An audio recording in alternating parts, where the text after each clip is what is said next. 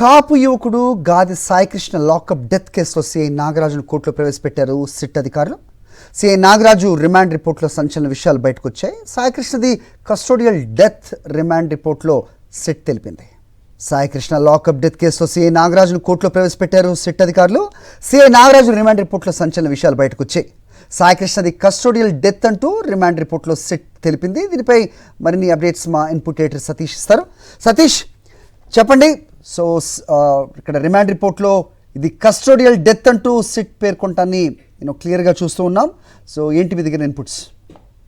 అది సంచలనమైనటువంటి నిజాలు వెల్లడించారు. సిఐ నాగరాజుని కొద్దిసేపటి కిందట ఆ కోర్టులో ప్రవేశపెట్టినటువంటి పోలీసులు, ప్రభుత్వ న్యాయవాది ఆ ముందు ప్రభుత్వం తరఫు పోలీసుల తరఫున మ్యాజిస్ట్రేట్ ముందు చాలా కీలకమైనటువంటి అంశాలను వెల్లడించారు. అందులో చాలా స్పష్టంగా చెప్పారు. ఒకటి, సాయికృష్ణకి సంబంధించినటువంటిది లాకప్ కస్టోడియల్ డెత్ జరిగిందనే విషయాన్ని వెల్లడించారు. అదేవిధంగా సాయికృష్ణకి సంబంధించినటువంటి కృష్ణ ఆధారాలు ఏవి కూడా దొరకకుండా సిఐ నాగరాజ్ సీసీ ఫుటేజ్ను కూడా మాయం చేశారనే అంశాన్ని కూడా వెల్లడించారు. సో ఇందులో చాలా స్పష్టంగా ఈ కేసుకు సంబంధించి ఏవైతే సిఐ నాగరాజ్ రిమాండ్ రిపోర్ట్లో మనం చూస్తే సాయికృష్ణ నాన్ బెయిలబుల్ వారెంట్ మీద తీసుకొచ్చినట్టు చెప్పారు. అక్కడ నాన్ బెయిలబుల్ వారెంట్ మీద తీసుకొచ్చినప్పుడు నేరుగా కోర్టులో హాజరుపరచాల్సినటువంటి అవసరం ఉంటుంది 24 గంటల లోపు. కానీ కోర్టులో హాజరుపరచకుండా కోర్టు ధిక్కారణకు సిఐ నాగరాజు పాల్పడ్డారన్న అంశాన్ని ఆ రిపోర్ట్లో పేర్కొన్నారు. అదేవిధంగా మే 6వ తేదీ నుండి 19వ తేదీ వరకు మధ్య ఉన్నటువంటి కృష్ణలంక పోలీస్ స్టేషన్ పరిధిలో ఈ ఘటన జరిగింది.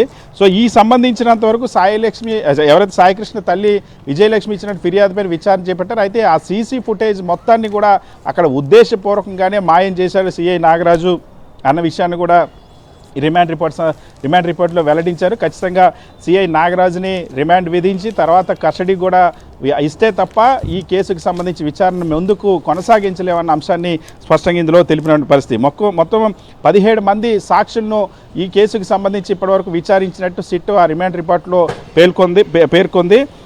ఏదైతే ఆ కేసు నమోదు చేసి ఏదైతే ఏసీపీ కేసు నమోదు చేసిన తర్వాత ఆ డైరీ కూడా మొత్తం దాన్ని స్వాధీనం చేసుకున్నట్టు కూడా సిట్టు పేర్కొంది. సాయికృష్ణ మిస్సింగ్ కేసులో ముఖ్యంగా ఆ హిమజ అనేటువంటి స్టేషన్ సిబ్బందిని విచారించినట్టు, అదేవిధంగా కృష్ణలంక పోలీస్ స్టేషన్లో సీసీ ఫుటేజ్ సంబంధించిన డేటా సిస్టమ్ కూడా లేనట్టు, అదేవిధంగా సాయికృష్ణ కస్టోడియల్ డెత్ చేశారన్న విషయాన్ని నిర్ధారించారు. ఎందుకంటే ఇందులో చాలా స్పష్టంగా తల్లి ఎవరైతే సాయికృష్ణ తల్లి విజయలక్ష్మి చేసినటువంటి ప్రధానమైనటువంటి ఆరోపణ ఫిర్యాదులో కూడా చాలా స్పష్టంగా సాయికృష్ణని కృష్ణలంక పోలీసులు లాకప్లో పెట్టి దారుణంగా చిత్రహింసలు పెట్టారన్న అంశాన్ని చాలా స్పష్టంగా ఫిర్యాదులో పేర్కొంది. తన దగ్గరికి నేను వెళ్ళి సిఐని అడిగినప్పుడు కూడా నువ్వు వెళ్ళి నీ కొడుకు దండేసుకో అన్న విషయాన్ని చెప్పాడు సిఐ అన్న అంశాన్ని కూడా ఆమె ఫిర్యాదులో పేర్కొంది. ఆ నేపథ్యంలో జరిపినటువంటి విచారణలో తల్లి చేసినటువంటి ఆరోపణలన్నీ దాదాపుగా నిజమని ఇక్కడ తెలిసినటువంటి పరిస్థితి. ఎందుకంటే సాయికృష్ణకి సంబంధించినటువంటి ఈ అదృశ్య కేసు కృష్ణలంక పోలీస్ స్టేషన్లో మే 1 నుండి జూన్ 1వ తేదీ వరకు సీసీ ఫుటేజ్ అన్నది పూర్తిగా లభించలేదన్న అంశాన్ని సిట్ ఇక్కడ వెల్లడించింది. అంటే సీసీ ఫుటేజ్ను పూర్తిగా ఈ కేసుకు సంబంధించిన సాక్ష్యాలని పూర్తిగా ధ్వంసం చేసేటువంటి ప్రయత్నం సిఐ నాగరాజ్ చేశారు. అందుకనే సీసీ ఫుటేజ్ మొత్తాన్ని కూడా ధ్వంసం చేసి అందుబాటులో లేకుండా చేసిన విషయం చెప్పారు. మే 6 అదేవిధంగా మే 8 మధ్య ఫ్లిప్కార్ట్ డెలివరీ బాయ్ స్టేషన్లో డెలివరీ ఇచ్చేందుకు వెళ్ళినటువంటి సమయంలో సాయికృష్ణ గుర్తించినట్టు అందులో వెల్లడించారు.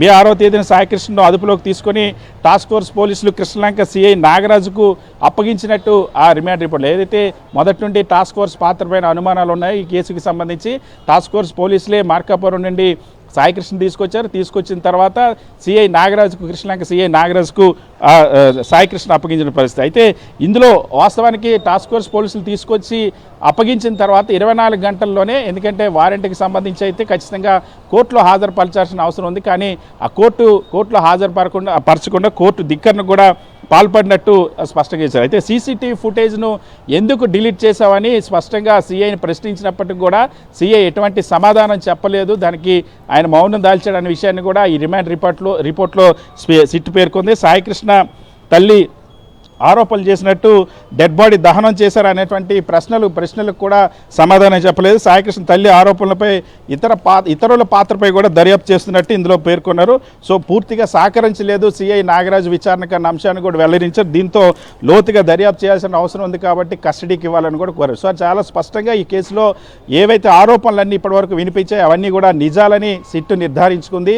ఆ అంశాలని ఈరోజు ఆ మ్యాజిస్ట్రేట్ ముందు కూడా ప్రభుత్వ తరపున న్యాయవాది చెప్పారు. అదేవిధంగా రిమాండ్ రిపోర్ట్ రిపోర్ట్లు కూడా వాటిని వెల్లడించారు. ఒకటి సాయికృష్ణకి సంబంధించి అదృశ్యమైనటువంటి సాయికృష్ణది కస్టోడియల్ డెత్ అన్న అంశాన్ని చాలా స్పష్టంగా నిర్ధారించుకుంది సిట్. అదేవిధంగా సాయికృష్ణ తల్లి చెప్పినట్టుగానే సాయికృష్ణని చిత్రహింసలు పెట్టారు, లాకప్ టార్చర్ గురి చేశారన్న అంశం కూడా నిర్ధారించారు. గాయాలైనటువంటి అనుమానాలు ఉన్నాయని చెప్పారు. అదేవిధంగా ఈ కేసులో అక్కడ తప్పు చేశారు కాబట్టి సీసీ ఫుటేజ్ను కూడా సాక్ష్యాలను ధ్వంసం చేసేటువంటి ప్రయత్నం చేశారన్నటువంటి ఆరోపణలు ఏవైతే అది కూడా నిజమని ఇప్పుడు తేలింది. ఎందుకంటే సాక్షాత్తు ఇదే కోర్టు మే 1 నుండి జూన్ 1 వరకు ఉన్నటువంటి సీసీ ఫుటేజ్ను కృష్ణలంక పోలీస్ స్టేషన్ సంబంధించి సీసీ ఫుటేజ్ను భద్రపరచాలని ఆదేశాలు ఇచ్చింది. కానీ అంతకంటే ముందే సిఐ నాగరాజు ఈ కేసులో తను దొరికిపోతాడనే ఉద్దేశంతో ఎప్పుడైతే ఈ కేసుకు సంబంధించి ఆ తల్లి మాట్లాడడం మొదలుపెట్టిందో అప్పుడే ముందుగానే సాక్ష్యాలన్నింటినీ కూడా ధ్వంసం చేసేటువంటి ప్రయత్నం చేశారు. సో అందుకోసం సీసీ ఫుటేజ్ను అందుబాటులో లేకుండా చేశారన్న విషయం న్యాయమూర్తి ఒక దశలో అడిగినప్పుడు కూడా సాయికృష్ణని కస్టోడియల్ డెత్కి సంబంధించి లేదా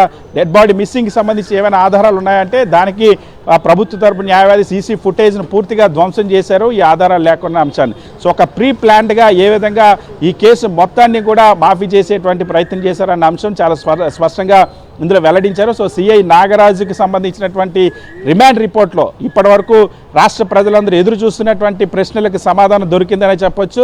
సిఐ నాగరాజు సాయికృష్ణకి సంబంధించినటువంటి కేసులో కస్టోడియల్ డెత్ అన్న అంశాన్ని స్పష్టంగా నిర్ధారించింది సిట్. అదేవిధంగా సాయికృష్ణ ఏం చేశారన్న దానికి సంబంధించి కూడా ఇక్కడ నిర్ధారించింది. అయితే ఇప్పుడు ఆ తల్లి అడిగినట్టు కనీసం బూడిది కూడా ఇవ్వకుండా మొత్తం సాక్ష్యాలన్నింటినీ కూడా ధ్వంసం చేశారనే విషయం తేటతెల్లమైంది. సో రిమాండ్ రిపోర్టుకి సంబంధించి వాదనలు జరుగుతూ ఉన్నాయి. ప్రస్తుతం కోర్టులో రిమాండ్ పైన న్యాయమూర్తి కాసేపట్లో నిర్ణయం వెల్లడించనున్నారు. హరి రైట్. అయితే ఇక్కడ ముఖ్యమైన అంశం అంటే సుప్రీంకోర్టు మార్గదర్శకాల ప్రకారం కూడా 18 నెలల సీసీ ఫుటేజ్ ప్రతి స్టేషన్లో ఉండాలి అని చాలా క్లియర్గా ఉన్న నేపథ్యంలో దాదాపు 10 నెలల ఫుటేజ్ లేదంటూ కూడా వార్తలు వస్తున్నాయి. మరోవైపు మొత్తం కోర్టు వారికి విన్నవించడం జరిగిందా సిట్ అంటే చాలా సందర్భాల్లో పలు న్యూస్ కూడా వచ్చిన సందర్భం మనం చూసాం సతీష్. అంటే ఇక్కడ పోలీస్ స్టేషన్లో టార్చర్ చేయడమే కాకుండా అతను ఇక పూర్తిగా శరీరం సహకరించిన స్టేజ్లో ఒక హోటల్లో కూడా ఉంచారు అనే వార్తలు వస్తున్నాయి. దాని గురించి ఏమన్నా నిర్ధారణ అయిందా? అలాగే న్యాయమూర్తి సదరు సిఐ నాగరాజ్ని ఏమన్నా ప్రశ్నలు అడగడం జరిగిందా? ప్రొసీడింగ్స్ ఎలా జరిగాయి? మీకు ఏమన్నా ఇన్ఫర్మేషన్ ఉందా? కోర్టులో హాజరుపరిచిన తర్వాత న్యాయమూర్తి ముందుగా సిఐ నాగరాజ్తో ఆ పోలీసుల కస్టడీలో ఉన్నటువంటి వ్యవహారాల గురించి మాత్రమే అడిగారు. తర్వాత న్యాయవాదులు ప్రభుత్వం తరపున న్యాయవాది ఆ సిఐ నాగరాజ్ సంబంధించిన రిమాండ్ రిపోర్ట్లో ఉన్నటువంటి అంశాలన్నింటినీ కూడా కోర్టుకు వివరించారు. ముఖ్యంగా ఖచ్చితంగా సిఐ నాగరాజ్ని రిమాండ్కి ఇవ్వాల్సిందే. ఎందుకంటే ఇందులో చాలా తీవ్రమైనటువంటి నేరం ఇది. ఒకటి వారెంట్ మీద తీసుకొచ్చినటువంటి ఆ సాయికృష్ణని కోర్టులో హాజరుపరచకుండా కోర్టు ధిక్కరణకు పాల్పడ్డారు. తర్వాత సాయికృష్ణకి సంబంధించినటువంటి కస్టోడియల్ డెత్ జరిగింది. అదేవిధంగా ఈ కేసుకు సంబంధించి ఎలాంటి ఆధారాలు లేకుండా సాక్ష్యాలను ధ్వంసం చేశారు. సో ఈ 3 అంశాలు చాలా కీలకమైన. ఇందులో ఇతరుల పాత్ర కూడా ఉంది అన్నటువంటి అనుమానం ఉందని కూడా సిట్ అందులో వెల్లడించింది. ఇతరుల పాత్రకి సంబంధించి కూడా విచారణ జరపాల్సిన అవసరం ఉందని కూడా సిట్ భావిస్తోంది. దానికే కస్టడీకి ఇవ్వాలని కూడా కోరింది. అయితే ఇందులో ఇక కీలకమైనటువంటి ఏవైతే బయట తీసుకెళ్ళి కొట్టారన్నటువంటి ఆరోపణలు కానీ ఇతర హోటల్లో పెట్టి కొట్టారంటే ఆరోపణలు కానీ వాటన్నిటికి సంబంధించి ఇంకా సిట్ ఎటువంటి నిర్ధారణకు రాలేదు. ఎందుకంటే సిట్ వాటికి సంబంధించినటువంటి విచారణ కూడా ఇంకా కొనసాగించలేదు. కేవలం కృష్ణలంక పోలీస్ స్టేషన్ చుట్టూ ప్రస్తుతం విచారణ టాస్క్ ఫోర్స్ పోలీసులు తీసుకొచ్చి అప్పగించిన తర్వాత కృష్ణలంక పోలీస్ స్టేషన్లో ఏం జరిగిందన్నటువంటి అంశానికి సంబంధించి మాత్రమే ఇందులో పేర్కొంది.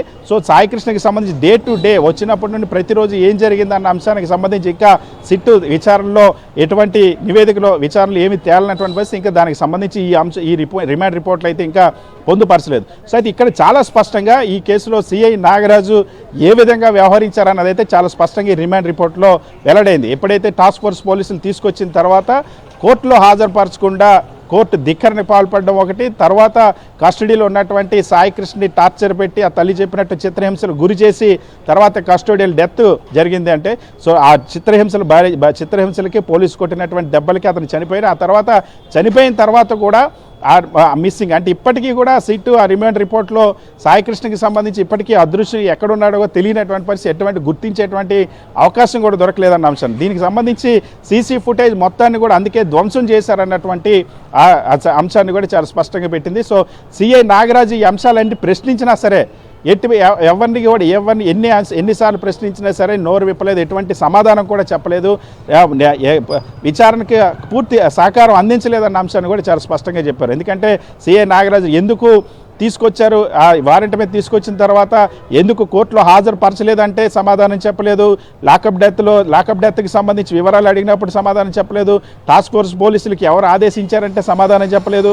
అదేవిధంగా తీసుకొచ్చిన సాయికృష్ణని సీసీ ఫుటేజ్ ఎందుకు ధ్వంసం చేశారంటే కూడా సమాధానం చెప్పలేదు. సాయికృష్ణ ఎక్కడున్నాడు, మీ దగ్గర తీసుకొచ్చిన తర్వాత ఏం చేశారన్నటువంటి ప్రశ్నకు కూడా సమాధానం చెప్పలేదు. సో మొత్తం పోలీస్ బ్రెయిన్ అంతా వాడి ఏ ప్రశ్నకు కూడా సమాధానం చెప్పకుండా ఆ ప్రశ్న అలాగే వదిలేసి భవిష్యత్తులో ఈ కేసును నీరుగార్చడానికి మరింత అవకాశం ఉంచుకోవడానికి కోసం అని నాగరాజులా వ్యవహరించారైతే, ఎందుకంటే తనకు పూర్తిగా ఈ కేసుకు సంబంధించి అన్ని ఆధారాలను ధ్వంసం చేసేసాడు కాబట్టి భవిష్యత్తులో ఈ కేసు నిలబడకుండా చేయాలన్నటువంటి ఆలోచనతో పూర్తిగా ఒక ప్రీ ప్లాన్డ్గా ఈ అంశాలన్నింటినీ కూడా చేసినట్టు పరిస్థితి. అయితే ఆ విషయాలన్నింటినీ కూడా స్పష్టంగా ఇందులో ప్రస్తావించారు. రిమాండ్ రిపోర్ట్లో ఈ సంచలన విషయాలు వెల్లడించారు. మరి కాసేపట్లో న్యాయమూర్తి సిఏ నాగరాజ్ రిమాండ్ పైన నిర్ణయం తీసుకొని ఉన్నారు. Hari. All right Satish, thanks for the detailed inputs. Kapu యువకుడు గాది సాయికృష్ణ లాకప్ డెత్ కేసులో సిఐ నాగరాజును కోర్టులో ప్రవేశపెట్టారు సిట్ అధికారులు. దానికి సంబంధించిన అప్డేట్స్ ఇప్పటివరకు మా ఇన్పుట్ ఎడిటర్ సతీష్ ఇచ్చిన అంశం చూసాం. సిఐ నాగరాజు రిమాండ్ రిపోర్ట్లో సంచలన విషయాలు వెలుగులోకి వచ్చినట్టుగా తెలుస్తోంది. సాయికృష్ణది కస్టోడియల్ డెత్ అని కోర్టుకు తెలిపింది స్పెషల్ ఇన్వెస్టిగేషన్ టీం. సాయికృష్ణ మృతదేహం కూడా మాయం చేశారని కోర్టుకు తెలిపారు సిట్ అధికారులు.